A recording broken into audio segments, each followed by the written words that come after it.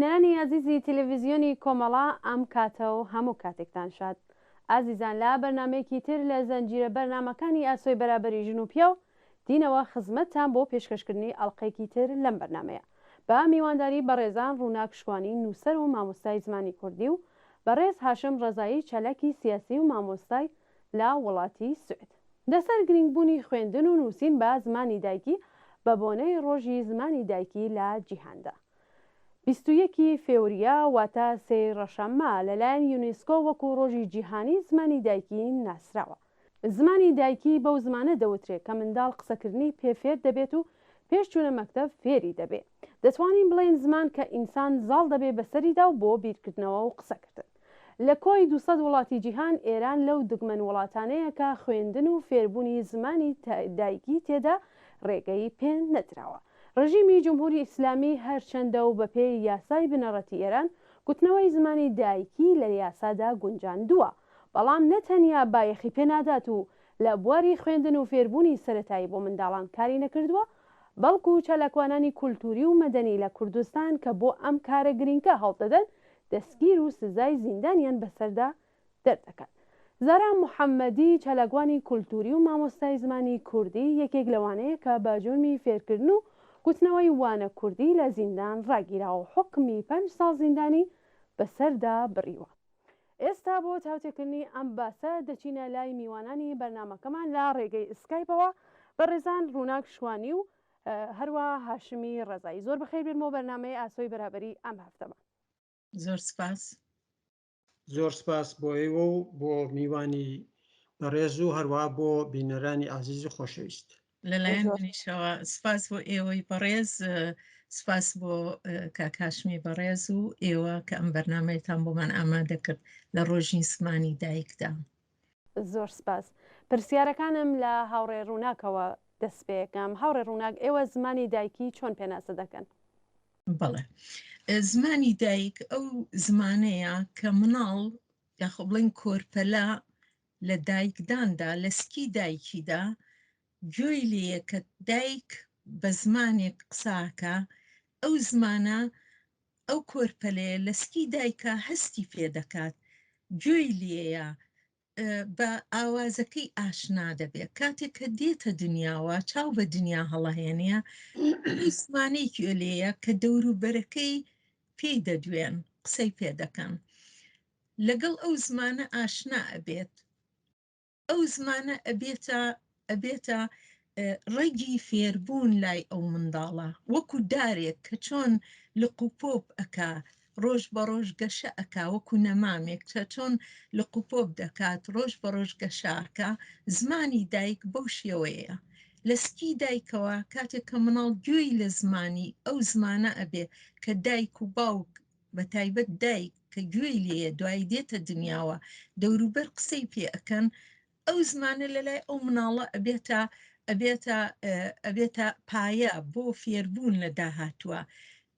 گەشاکە لەگەڵ ڕۆژگارە ڕۆژ بە ڕۆژ، ئەمە ئەبێتە زمانی دایک. زمانی دایک ئەو زمانەیە کە ئێمە هەستی پێ دەکەین، بیری بەو زمانە بیرەکەینەوە، قساکەین، هەرچی لە ناخمانە بەو زمانە دەری ئەبڕین. هەر زمانێکی کە فێر بین ئێمە لە دنیا، مرۆڤی وهەیە بە چەندین زمان قساکە، بەڵام کاتێک کە بیرە کاتەوە لە ناخی خۆیان لەگەڵ خۆیان، کاتێک کە خەو ئەبینێ، کاتێک کە ئەندێشەکانی ئاڵ و گۆڕەکە لەگەڵ خۆیان، هەر بەو زمانە ئەو زمانە بەکارەهێنێ.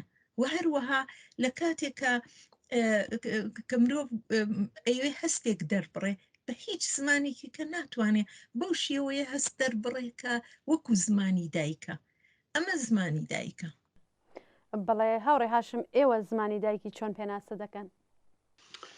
پێشەکی پیرۆزبایی ڕۆژی زمانی دایک لە هەموو بینەرانی خۆشەویست دەکەم.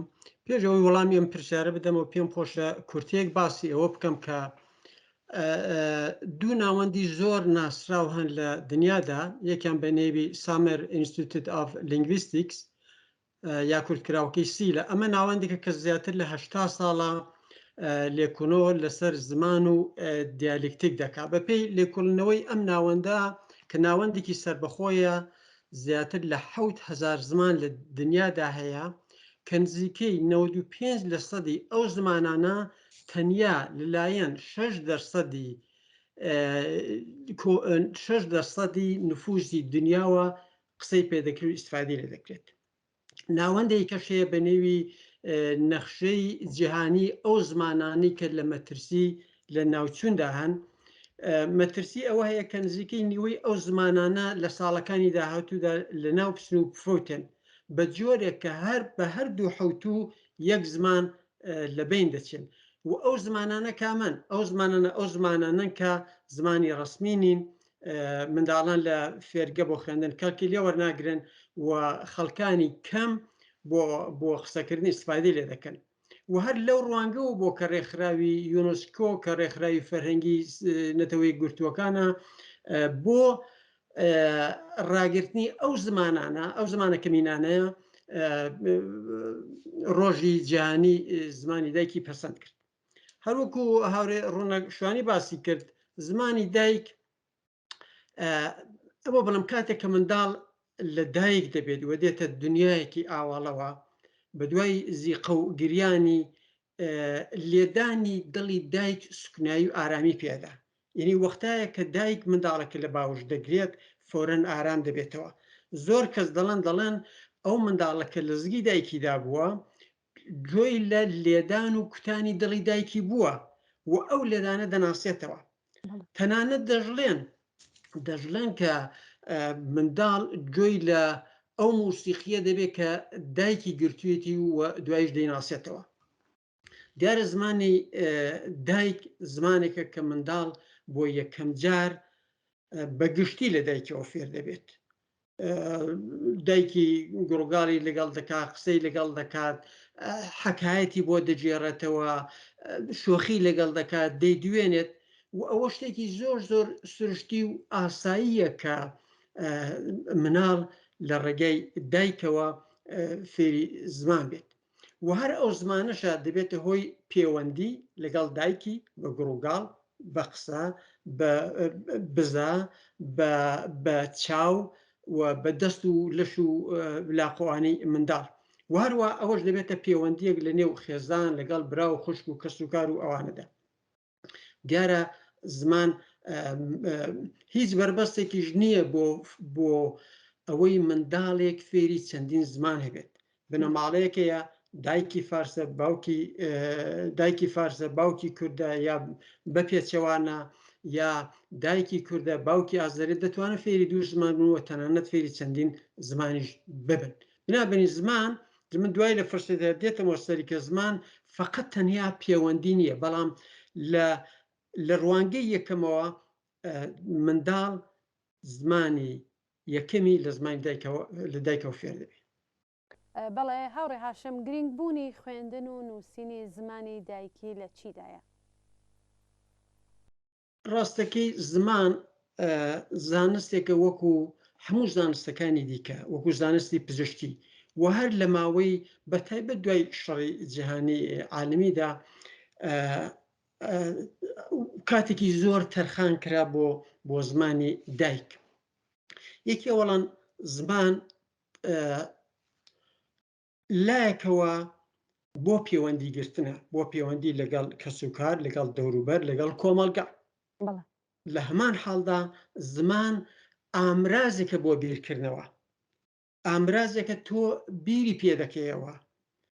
تۆ حتا ئەو منداڵێکی هێشتا نەچێتە مەدرسە بیر لەوە دەکاتە ئەوگە دەست لە گوڵدانە بدە فکری لێ دەکاتەوە، بەڵێ دایکی چۆن بکە، ئایا تووڕە دەبێت، ئایا خۆشحاڵ دەبێت، چوزانم کارێکی خراپ بکات، بیر لەوە دەکاتەوە کە دایکی هەڵسوکەوتی چۆن دەبێت.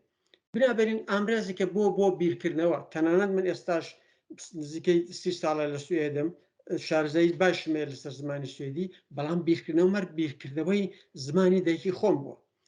لەلایەکەوە ئامرازێکە بۆ پێناسە و هویەتی خۆت. من ئێستا کە لەگەڵ تۆ دادنیشم ئەتۆ منت پێناسە کردو کوتە چارەکوانی سیاسی و مامۆستا، بەڵام وەختە لەگەڵ منداڵەکەی خۆم دەبم باوکی ئەوم، وەختێک لە مەدرسەم وەکو باوکی منداڵێک بووم، وەختێک لەگەڵ ئیتحادی مامۆستایانم وەکو نوێنەر ئیتحادی مامۆستایانە. بنابەرین هەر ئینسانێک دەتوانێت خۆی بە شێوەی جۆرا و جۆر پێنەسەر بکات. یەکێ لەوانە شەر زمانە. لە لای کەشەوە زمان هەڵگری کولتور و فەرهەنگە. زمان شتێک نییە کە ساڵێک و 10 ساڵ و 10 ساڵ هاتبێت. زمان لە پرۆسەی بوونی ئینسانێکی ئەمڕۆیی لە تاریخی 1000 ساڵەدا ئەو زمانە هاتۆتە پێشێ گۆشە و زەوایای جۆراوجۆری هەیە. بەڵام دەڵێ بۆچی منداڵ فێری زمانی دایک بێ؟ من دەڵێم منداڵێک کە منداڵی کورد کە دەچێتە مەدرسە، یعنی تەمەنی 7 ساڵ بووە کەم ڕۆژ کە دەچێتە ناو مەدرسەوە لەگەڵ زمانی فارسی ڕوبەڕوو دەبێ. ئەمن کە چوون کتێبی دارە و ئازدەریان پێدام کتێن ئین دارە ئەست ئین ئازدەر است، ئین دارە توپ دارێت، نازام ئازەر عروستەک دارێت. فێری ئەوانیان دەکردین کە ئەو منداڵە دەچێت ئەتۆ جارێ لەوێ لە زمانی خۆی دەبڕی واردی زمانێکەی دەکەی، دەیخەیە سەر زمانێکە کە زمانی دایکی ئەو نییە. ئەوە یەکەم هەنگاوە. بەڵام بۆ منداڵێکی فارس وان نییە. منداڵێکی فارس کە دەچێتە مەدرسە، معلیمەکەی فارسی قسە دەکات، کتێبەکانی فارسیە، ڕۆژنامە تلویزیۆنەکان فارسین، گەڕەکەکە فارسن، یعنی تۆ دەم و دەستگای دەوڵەتی فارسن. بەڵام بۆ کورد ئەوە نییە. لەلایەکەوە منداڵ کە دەچێتە خوێندن قسە ئەوەی دەڵن هەر منداڵێک لە ساڵەدا فێری 2000 وشەی تازە دەبێت.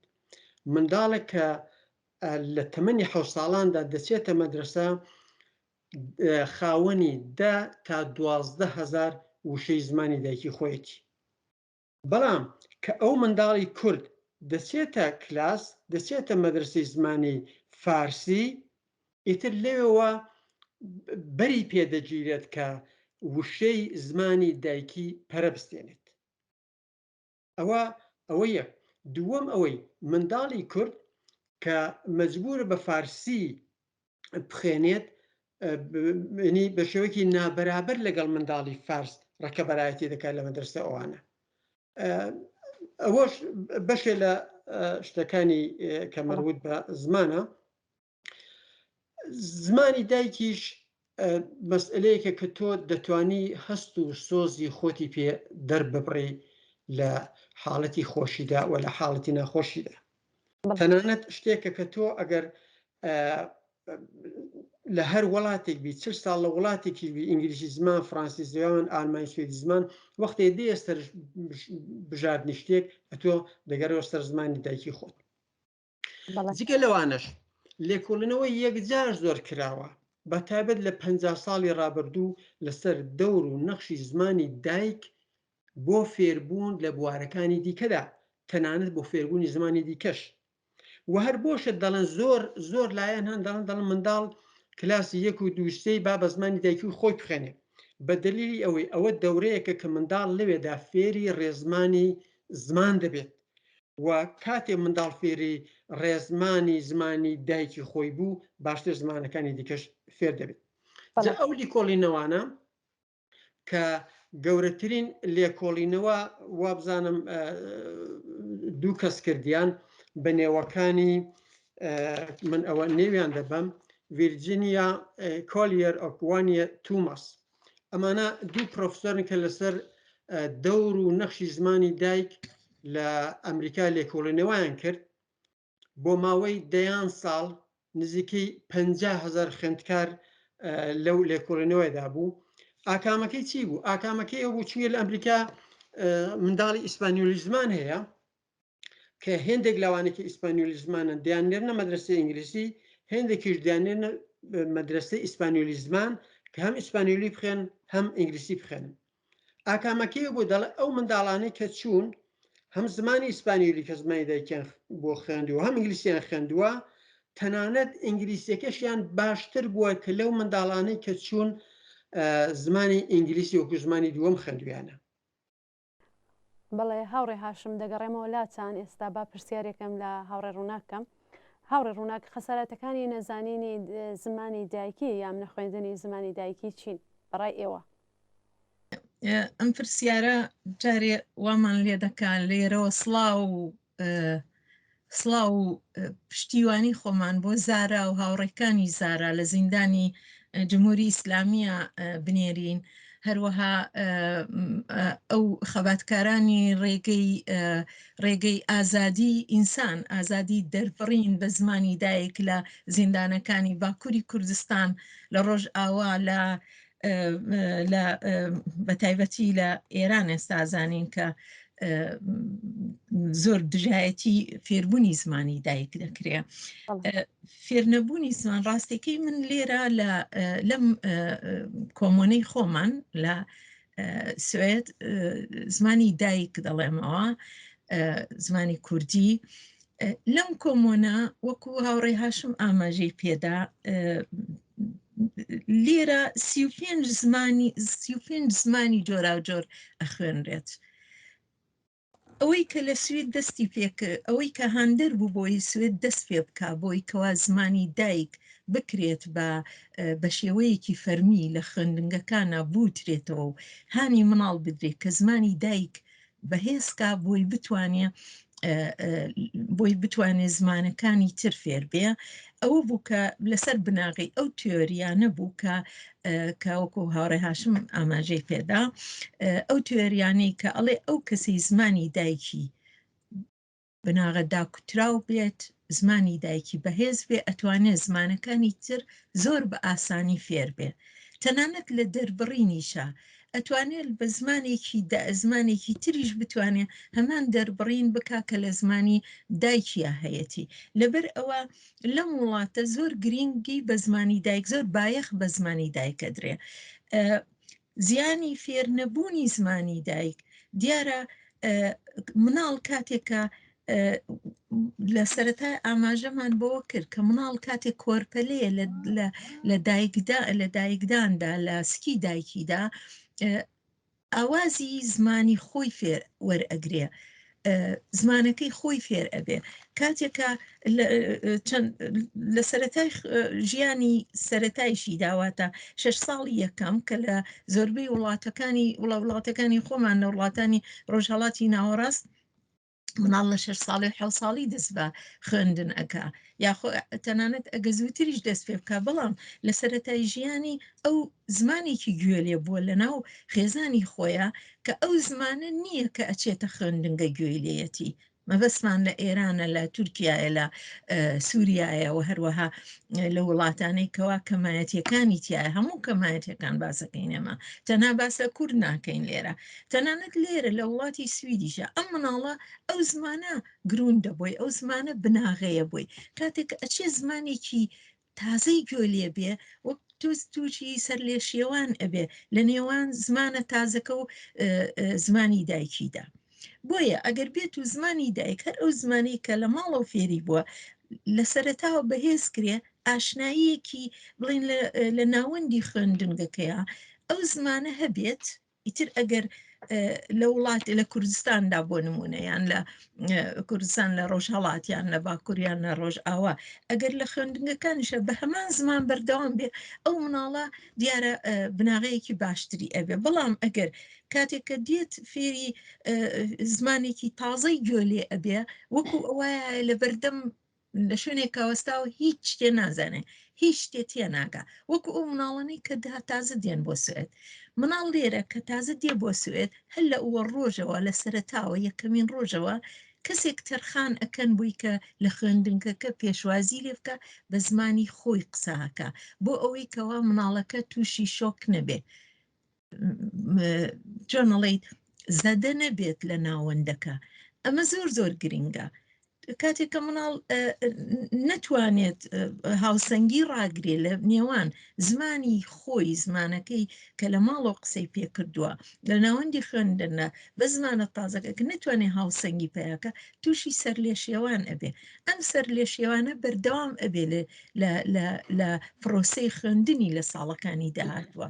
هەروەها کاتێک کە دێتە خوێندنگە ناچارە بێت لە سەرەتاوە ینی لە هیچەوە دەست پێ بکە فێری زمانێکی تازە ببێ ئەو لە جیاتیەوەی لە ماڵەوە بە زمانەکەی دایکی کە بڵین لە ڕۆژێکا چەند وشە فێر ئەبێ لێرە ناچارە بێکەوە وشەی تازە فێر بێت کە بۆی ئاشنانە ئەمە زمان ئەمە زیان بە پرۆسەی فێربوونی مناڵ ئەگرێ لە کۆتایە زمان بە گەشەی عقلی ئەگەیەنێت زیان بە گەشەی عقلی ئەگەیەنێ وهروەها ئەمە زیان ئەمە زیانەکانی فێرنەبوونی زمانی دایکە لە کاتێکە ئەگەر بێت و زمانی دایک وەکو بناغە بەکار بهێنێ بۆ فێربوونی زمانەکانی تر وەکو لەم تیۆریانەیە باس دەکرێت کە ئێستا لەم وڵاتانە تەنانەت لە نەروێژیش دەستکراوە بەوەیکەوە مناڵی بیانی بۆی هەبێت کە زمانی دایک بخوێنە لە بروی ئەنجامەکەیان بینیان کەوە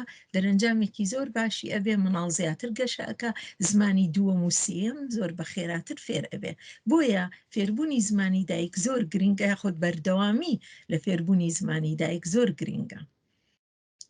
بەڵێ هاوڕێ هاشم بەڕای ئێوە بۆچی ڕژیمی حاکمی ئێران ڕێگە بە فێرکردن و بارهێنانی بەبورن زمانی دایکی لە مەکتەب و پۆلەکانی دەرس خوێندندا نادا؟ بەڵێ ئەمە جمهوری ئیسلامی زۆر لە مێژە وابزان ساڵەکانی 1950 و 59 بوو ئەسلێکی و بە نێوی ئەسلی پازدەی یاسای بنەڕەتی کە لەوێدا دەڵێ زمان و خەتی ڕسمی و هاوبەش لێراندا فارسیە و ئەو ئەسناد و نووسن و کتێب و ئەوانە هەموو دەبێت بەو زمانە بێت بەڵام لە هەمان حاڵدا ئیسفادە لە زمانی خۆجی یا محەلی و قەومی لە ڕۆژنامە و مێدیاکاندا و هەروەها کوتنەوەی وانەی ئەدەبیات یا وێژە لە قەراغ زمانی فارسیدا ئازادە. ئەوە قسەی ئەوانە جارێ خەت بە خەتی ئەوانە وشەی بە وشەی ئەوانە بۆ خۆی جێگا قسەیە بەڵام لە باتی ئەوی من لێرە باسی ئەوە بکەم پێم خۆشە سەرنجی ئێوە بینەرانی خۆشەویست بۆ کەسێک ڕاکێشم کە بۆ خۆی دەستی لەوانەدا هەیە ئەو کەسەش کەسێکە بە نێوی ئەحمەدی نادری کە جێگری ڕئیسی کۆمیسیۆنی ئامۆژ و تاقیقاتی مەجلیسە لە ئێراندا ئەو لە 7 دیسەمبری 2 مانگ لەوە پێش ئاوای کوتی ئەو تەرحی بەڕێوەبردننی ئەسلی 15 خلافی ئەمنیەتی ملی ئێرانە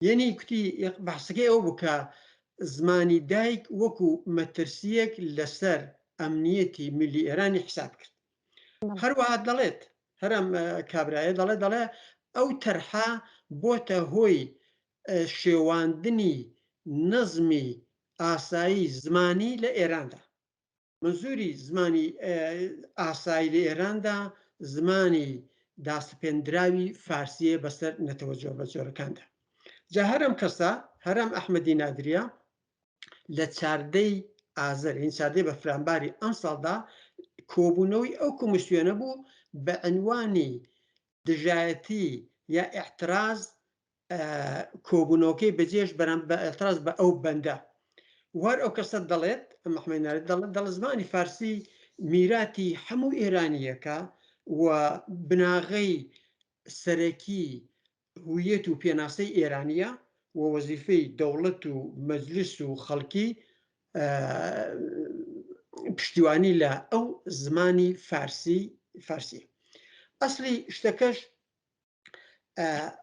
هەروەها دانەیەکیش ماوەی لەو پێشماوەی 2 مانگ لەوە پێش کە بۆ خۆی زمانزان بوو لە تەلەڤیزیۆندا باسیەوەی کە کوتی زمانی کوردی ئەسڵ زمان نییە ئەوە بۆ خۆی گویشتێکە لە زمانی فارسی یعنی زمانی کوردەکەش ئاوا لێ دەکەن ئەمانە پیان وایە کە ئەوە دژمنانی ئێران خەریکن تەوتەیەک دەکەن خەریکن وڵاتی ئێران دابەش دەکەن و ئەو مەسئلەی زمانی دایکە لە حەقەدا تەوتەیەکە بۆ پەرەمکردنی ئێران بۆ دابەشکردنی ئێران بۆ تەزیە ئێران و لەو ڕوانگەوە ئەوان دەستنە سەر ئەم مەسئلەی قانونی 15 یاسای بنەڕەتی.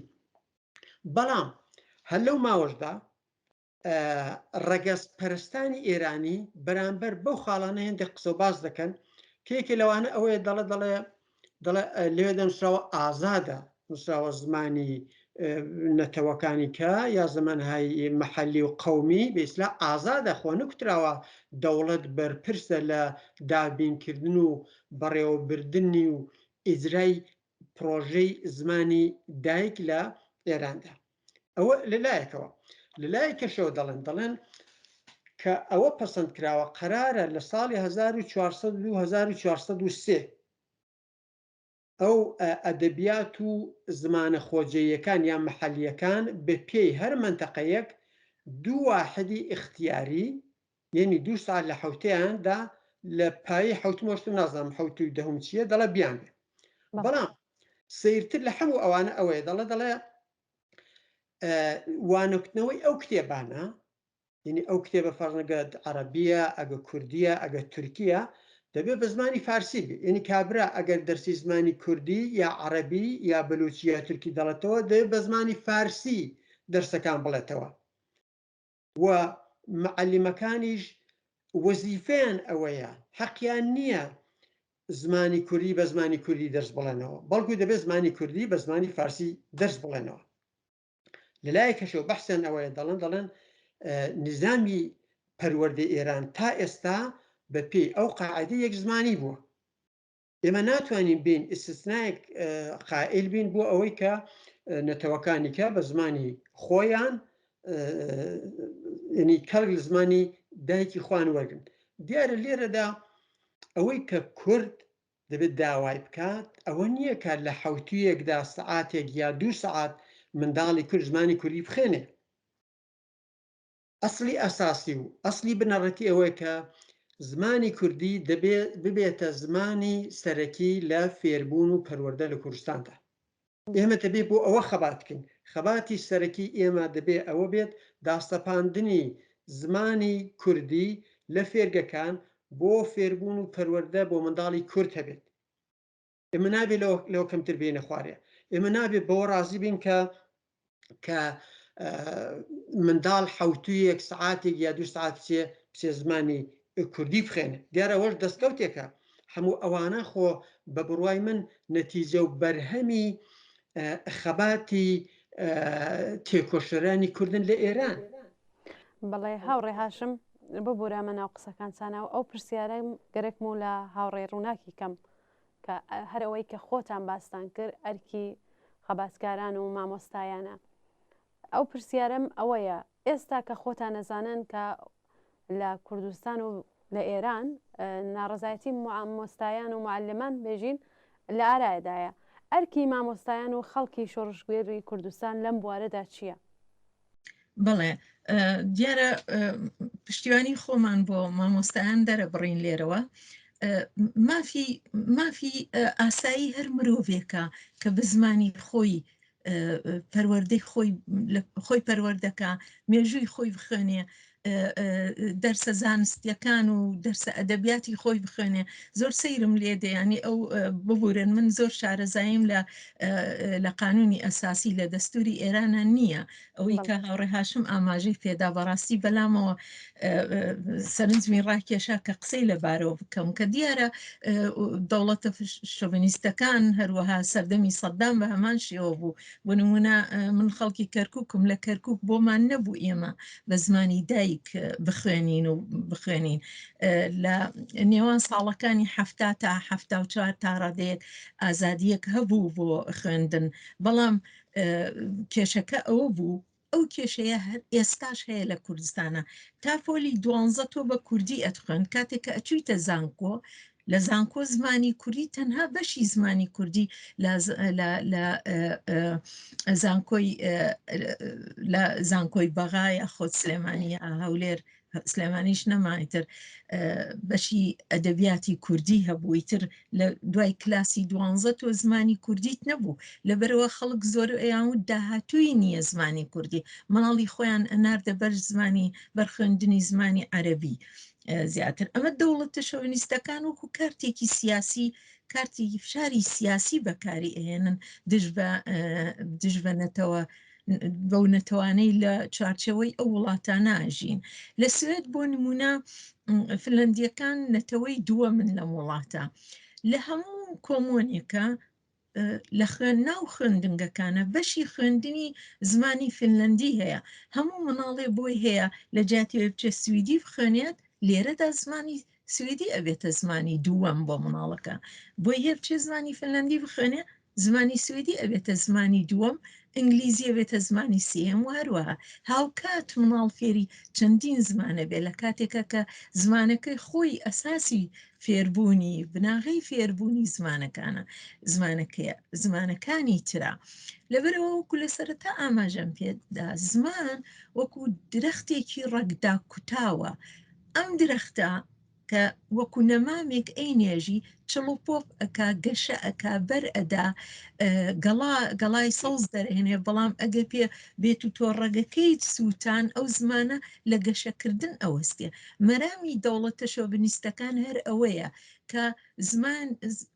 کە زمانی کوردی یا عەرەبی یا بۆ نمونە لە ئێرانە زمانی بەلوچی عەرەبی تورکی یا خۆ بڵێن ئازەریە سەرکوتی ئەو زمانانە ئەکەن بۆی کە ڕەگەکەی بتوێننەوە یاخود ڕەگەکەی بسووتێنن لە حاڵەتێکە بە هیچ شێوەی ئەوەیان بۆ ناکرێت تۆ لەناو من شتێک زۆر سەرنجمی ڕاکێشا لە دوای شۆڕشی خەڵکی ڕۆژئاوای کوردستان کاتێکە ئاوارەکانی ڕۆژئاوا هاتن بۆ ئێرە بۆ سوێد ئێمە وەکو خۆبەخش مەسەلەن لە کامپەکانە من خۆمێکە بووم کە بۆ پێشوازی کردنیان کارمە کرد لەگەڵیان زۆر سەرنجمی ڕاکێشەکە هەر هەمویان دایک و باوکەکان مناڵەکان خێزانکە لە ناو خۆیان بە زمانێکی کوردی کرمانجی پەتی زۆر جوان قسەیانە کرد تەنانەت هەندێکیان خوێندن و نووسینیشیان ئەزانی بە زمانی دایک لە ناو خێزانە ئەم زمانە پارێزراوە ئەوەی تا ئێستا کوردی هێشتووەتەوە زمانەکەیتی کورد تاکو ئەمڕۆ کە توانێتی زمانەکەی خۆی بپارێزیە پشتیوانی لە خەباتی مامۆستایانەکەین ئەرکی هەموو خێزانێکەکەوە مناڵەکەی خۆی فێری زمانی دایک بکە ئیتر هەر زمانێکە بەڵام ئێمە لێرە دیارە باسی زمانی کوردیەکەین فێری زمانی دایک بکە لەگەڵ مناڵەکانتان بە کوردی قسە بکەن فێری بکە کە ئەمە ناسنامەی توێ چونکە زمان ناسنامەی مرۆڤە ئەگەر بێت و تۆ ئەو ناسنامەیەت ونکرد ڕابردوو ون ئەەکەی کە ڕابردووت ونکرد داهاتوێکی گەشت نابێت داهاتووی گەشت وەکو فەرد ئەدبێت بەڵام وەکو نەتەوە نادبێت لەبەر ئەوە پاراستنی زمان ئەرکی هەموو مرۆڤێکە نەک تەنها مامۆستایان لە قۆناغی یەکەمە دایک و باوکان ئێمە لە کەرکووک بۆ نمونە خۆلا خوێندنگە زمانی کوردیمان ناخوێند بەڵام لە ماڵەوە فێرکراین باوکو دایکمان فێرمانیان کرد بە کوردی قسە بکەین بە کوردی گۆرانیان بۆ ئەوتین بە کوردی فێری شعری کوردیانە ئەکردین مێژووی کوردیمە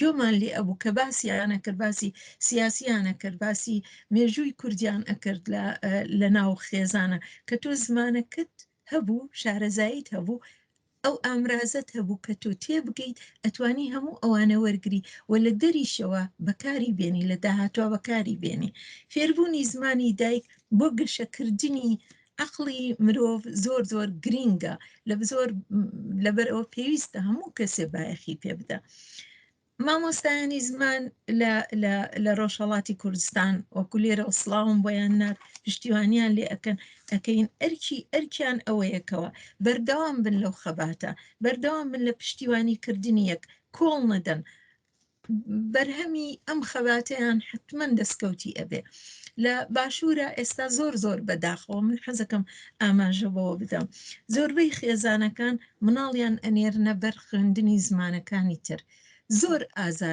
ئازار دەرەیە ئەنی کاتێکە من ئەچمەوە بۆ کوردستان بڕوان پێ بکەن زۆربەی مناڵەکان کوردی نازان مانایەوەیە نییە ئەوە نییە کە نازان قسەی پێ بکەن قسەی پێەکەن بەڵام زمانی خوێندن و خوێندنەوەیان زمانی نووسینیان یا ئینگلیزیە یا عەرەبیە، هەندێکیشیان تورکیە بەداخەوە.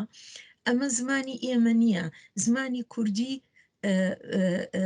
زمانی ئێمەیە، ئەبێ بپارێزێت بە گەشەی پێ بدرێت.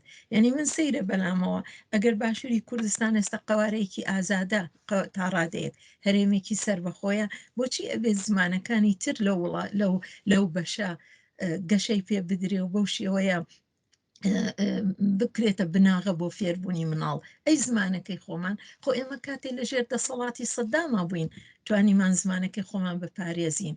مێژووی ئێمە بە کوردی نووسراوەتەوە، ئەدەبیاتی ئێمە بە کوردی نووسراوەتەوە، شاعیرانمان لە کۆنەوە خەباتیان کردووە بۆ پاراستنی ئەم زمانە. بۆچی ئەبێ ئێمە ئێستا کە لە هەرێمێکی سربەخۆیە نەتوان ئەو زمانە گەشە پێ نەدەین؟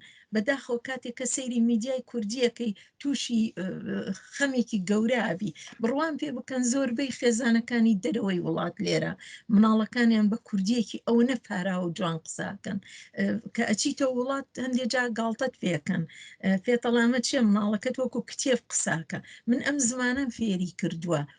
زۆربەی دایک و باوکانمان من هەر لەم ڕۆژانە چەندین کەس لە قسە و گفتوگۆ و مناقەشە لەسەر ئەم بابەتە باسی ئەوەیانە کرد کاتێک کە ئەچنەوە مناڵەکانیان لە کوردستان پیانڵەنەمە چێ بە زمانی کتێب قساکەن. بەڵێ ئەمە زمانی ئێمەیە، ئەبێ بیپارێزین.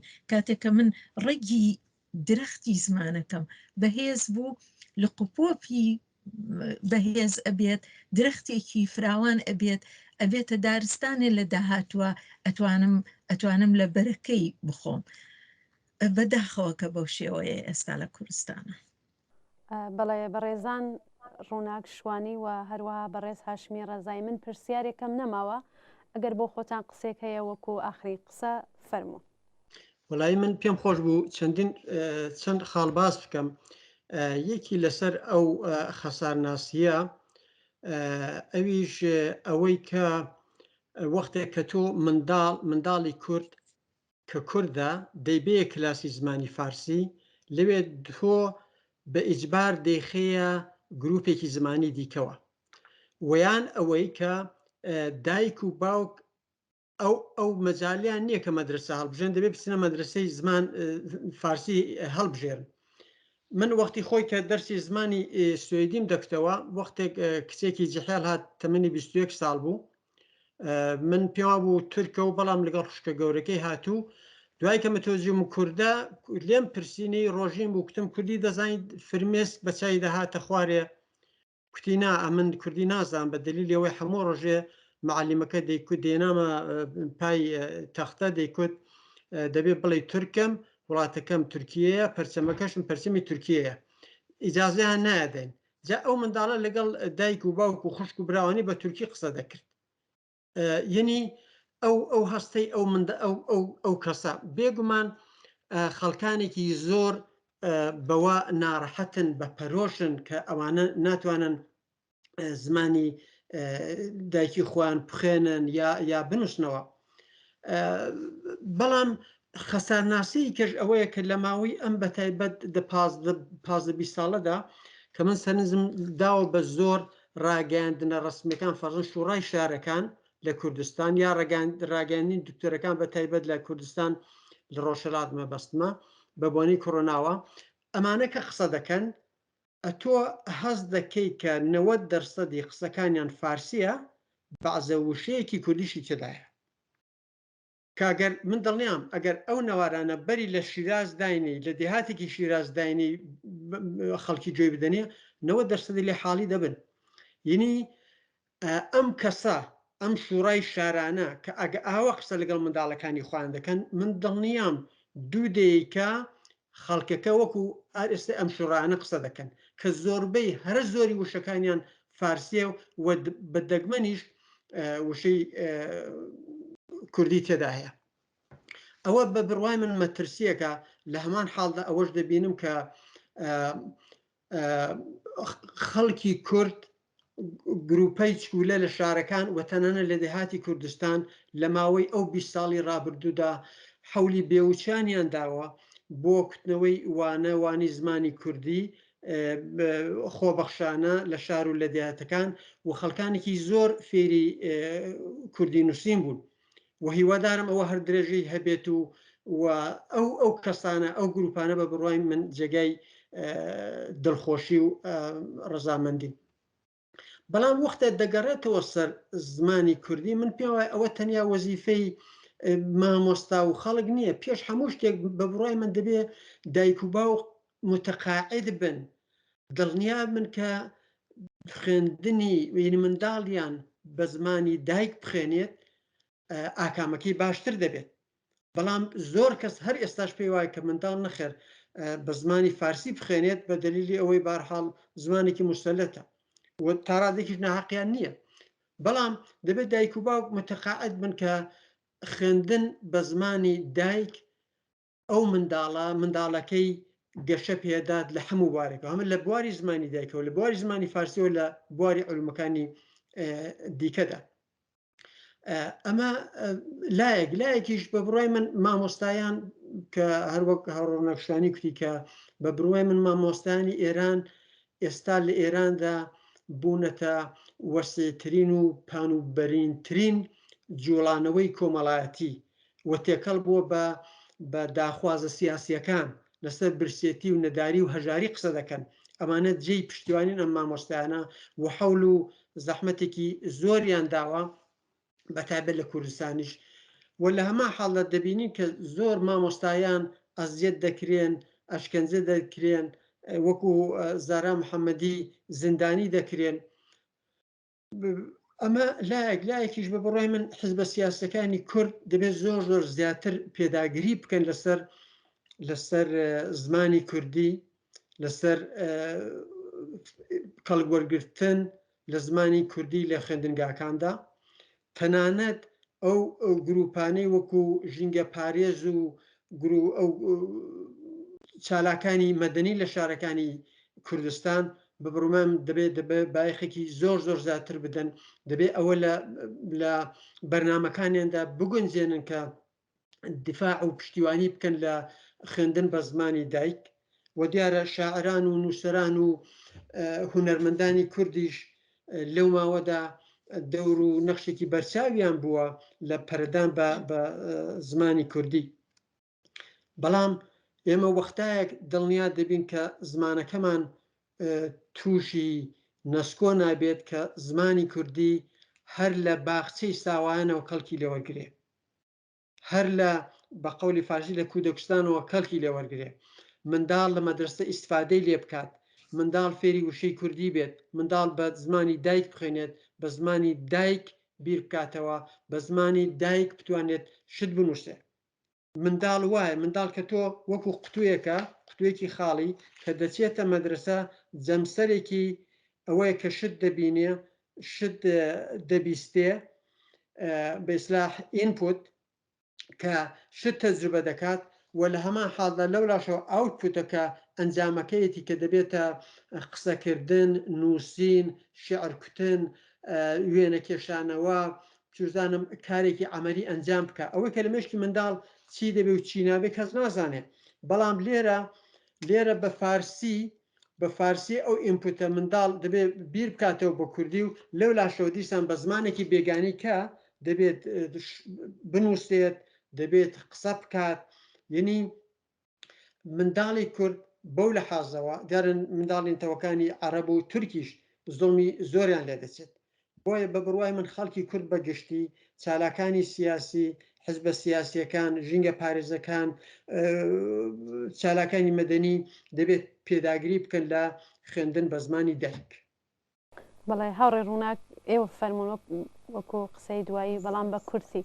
بەڵێ زۆر سپاسانەکەم. منیش لێرەوە دەنگمە خەمە پاڵ دەنگی هاوڕێ هاشم داوا لە حیزبە سیاسیەکانەکەم کە نەک تەنها زمانی کوردی بخەنە ناو بەرنامەی کاریانەوە، بەڵکو لە ژیانی ڕۆژانەی خۆشیانە، لە کۆبوونەوەکانیانە، لە کۆنفرانسەکانیان بەکاری بێنن، قسەی پێ بکەن، بۆی کە هاندەر بن بۆ ببنە ئەلگوو بۆ کۆمەڵانی خەڵکی کورد لە ناو وڵاتە و هەروەها دەسەڵات دەسەڵاتی سیاسی هەرچەندە سەرکوت خەڵک سەرکوت بکە من لێرەوە پەیام و داواکاریم لە دایک و باوکان هەیە کە لە ماڵەوە بە تەنها و تەنها بە زمانی دایکی کە زمانی کوردی خۆتانە بە زمانی تەنانەت دیالێکتە ئەو دیالێکتە جوانانەی خۆتان لە ماڵەوە قسە لەگەڵ مناڵەکان تا قسەی پێ بکەن بۆیکەوە مناڵەکە لە ناخی خۆیان لە مێشکی خۆیان بە کوردی بیر بکاتەوە بە کوردی هەست و نستی خۆی دەرببڕێ ببێتە بناغەیەک بۆی لە داهاتوە بتوانێت گەشەی پێ بدا. سڵاو و ڕێزم لێرەوە سڵاوی زۆر بێپایانم بۆ مامۆستا زارا و هاوڕێکانی بۆ خەبەتکارانی ڕێگەی زمان لە باکوور لە هەموو دنیا بۆ پیرۆزبایی ڕۆژی زمانی دایک لە هەموو لایەکەکەم. سپاس بۆ ئێوە، سپاس بۆ بەرنامەکانتان، سپاس بۆ بینەران کە گوێگرمان بوون ئەمڕۆ. زۆر سپاسدانەکەم. بەڵێ منیش سپاسی ئێوە هاوڕێیان ڕووناک شوانی و بەڕێز هاشمی ڕێزاییەکەم کە ئەم هەفتەیە میوانی بەرنامەی ئاسۆی بەرابەری ئێمە بوون. زۆر سپاس بۆ بەشداریتان. زۆر سپاس و کاتێکی خۆش. زۆر سپاسێکی باش. بەڵێ بینەرانی خۆشەویستی ئاسۆی بەرابەری بۆ جۆرە هاتینە کۆتایی بەرنامەی ئەم هەفتەی ئاسۆی بەرابەریمان تا بەرنامێکی تر و هەفتێکی دیکە ماڵاوە. هاوڕێیان بەڕاستی بۆم حەزەکەم دوایین ڕستەکانم دوایین هەستەکانم بەگشتی بە ئەم کە بیژم هەر بەڕاستی دەستخۆشیتانەکەم ئەسڵەن چاوەڕوانیم ناکرد کە ئاوا بە ئەو هەستە خۆشەویستیەوە بێت ڕوانە بکەن هەر ئەو ڕوانە بە دڵنیاییەوە بۆ من دڵگەرمیە بوو من دڵپرسیە نەتەنیا بوو من بەگشتی بووتوە ئەو کەسکەلەی کە تێکۆشانێکەکەن ناو کۆمەڵگا و ئەوینن خەڵکەکەیان بە ئەمە گنبوویان ئەمە فرە جێ ڕێزی هەزی خۆشەویستیەوە دڵنیابن دڵنیابن تووا و چرکە بە چرکەی ئەو کاتگەلەی کە لە زیندانم قڕ بەدە سەر ئەو دژمنەی هیوای بەبەندی خانەیە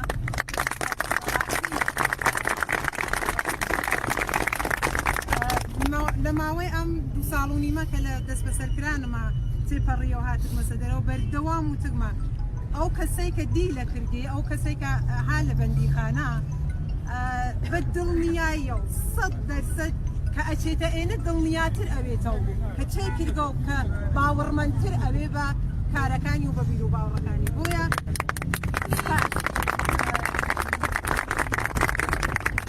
سپاس لە گشتان سپاس لە بوونتان هیوادارم هەر گشتمان بەیەکەوە بتوانین تا خاتوسۆماوتی بەڕاستی کە تەک وڵاتگەلی دەرەوە قساکەی پێکەنینیان لێدین بە گاڵتۆ ئێژن کە ئێوە هێشتا زمانی دایکیەکەتان شەڕی بۆەکەن خەریکن کەهکشانەکان تر بەدەستێرن ئێمە هێشتا خەریکین لەسەر زوانی دایکیمان شەڕەکەی ئەمە بنەڕەتیترین مافمانە یەکێ لە بنەڕەتیترین مافەکانمان و ئێمە وەک ئەنجومەنی نۆژین بە خۆڵە خۆمانمان قسکە سەبەر بوو بەدەست هاوردنی ئەم مافە و هیوادارین ئەمە لە مێژووە جۆرێ تۆمار بکرگێ کە داهاتوو بە دڵنیاییە و بەرەی لێ بگرێت و ئاکامی لێ دیسانەوە بەڕاستی سپاستانەکەم دیسانەوە ئێژم هەر بەڕاستی قڕ بەسەر ئەو دژمنەی هیوای بەبەندی خان.